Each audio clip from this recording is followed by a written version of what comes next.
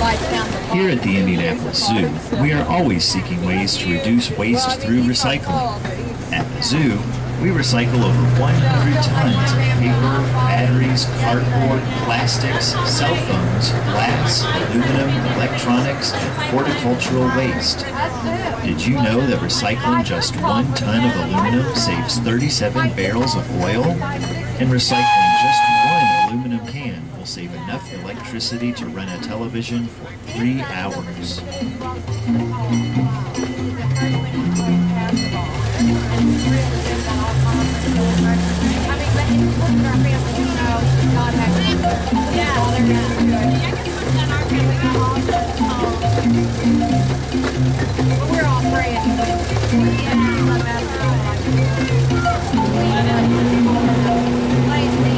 We are approaching our service complex, which includes our maintenance and commissary.